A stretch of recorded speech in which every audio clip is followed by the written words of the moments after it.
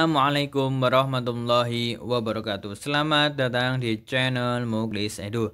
Kita kembali lagi tentang pembahasan mengenai biografi dan kisah dari Ibnu Hajar al-Asqalani part kedua. Bagi teman-teman semua yang belum menonton part pertama, silahkan menonton terlebih dahulu tentang biografi dan kisah Ibnu Hajar al-Asqalani. Sebelum kita mulai, marilah kita membaca selawat terlebih dahulu kepada Nabi Muhammad SAW agar kita mendapat syafaat di hari akhir nanti.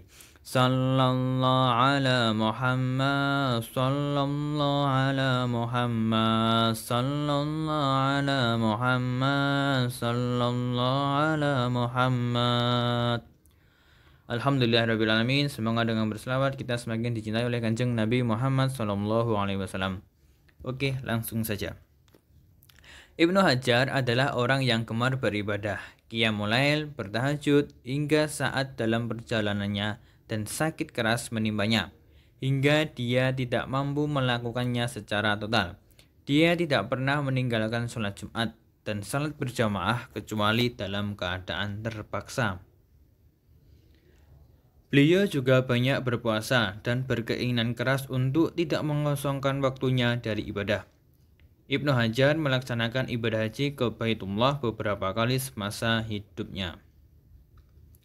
Ibnu Hajar melaksanakan ibadah haji ke Baitullah beberapa kali semasa hidupnya, dengan haji pertama pada 784 Hijriah bersama dengan pengasuhnya.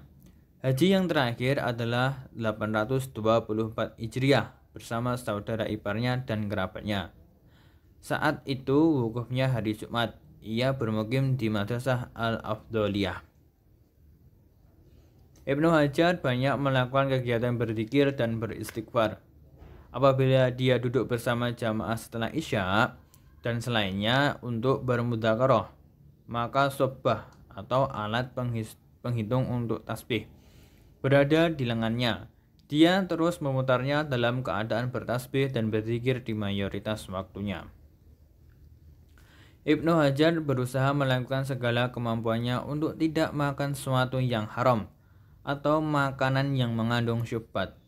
Karena hal itu, dia lebih berhati-hati dalam memilih makanan yang halal untuk dirinya. Bahkan beliau tidak makan sedikit pun dari makanan yang dihadiahkan untuk dirinya. Ibnu Hajar memberikan sebagian hartanya kepada jamaahnya untuk melapangkannya dalam menuntut ilmu. Beliau juga memberikannya kepada fakir yang berkumpul di rumahnya di hari tertentu setiap tahun dan membagikan sendiri kepada mereka. Pada hari raya Idul Fitri, beliau membeli kismis dan selainnya. Pada hari raya Idul Adha, dia memberikan binatang kurban kepada kaum fakir dan orang-orang yang membutuhkannya atau membagi-bagikan kepada mereka harta yang setara 100 dinar. Beliau sangat merahasiakan semua itu agar mendapat keutamaan sedekah secara sembunyi-sembunyi. Guru-guru Ibnu Hajar diantaranya adalah Al-Bulkini, Zainuddin Abdurrahim bin Husain al-Iraqi, Syekh Nuruddin al-Haythami, Ibnu al-Mulakin, Al-Majdu Asy-Syirazi, Al-Gumari. Sementara murid-muridnya yaitu diantara lain As-Sakhawi, Burhanuddin Al-Biqai, Zakaria Al-Ansori, Ibnu Al-Haidari, Ibnu Khosni.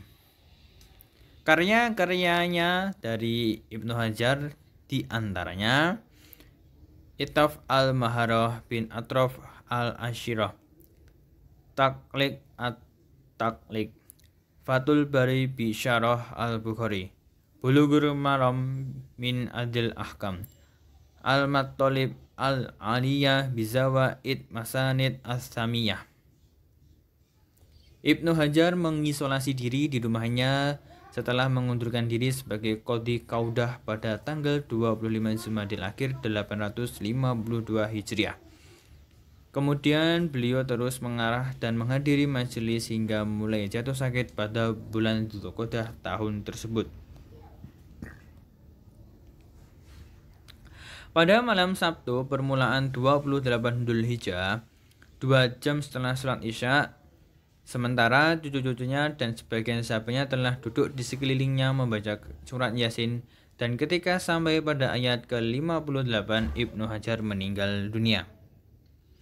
Jenazah Ibnu Hajar kemudian dimakamkan besok harinya. Semua toko-toko pasar tutup. Orang-orang berkumpul untuk bertakziah. Jumlahnya sekitar 50.000 orang yang hadir. Para tokoh maju untuk memikul keranda, di antaranya sultan dan para ulama. Ketika jenazah telah sampai di tempat untuk menyolati, tiba-tiba turun hujan, padahal saat itu musim kemarau. Kemudian beliau dimakamkan di dekat makam Imam Asy-Syafi'i. Sekian pemaparan dari kami. Apabila ada kesalahan kami mohon maaf yang sebesar-besarnya. Mohon saran dan kritiknya.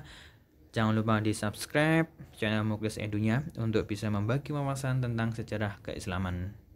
Akhirul kalam, wassalamualaikum warahmatullahi wabarakatuh.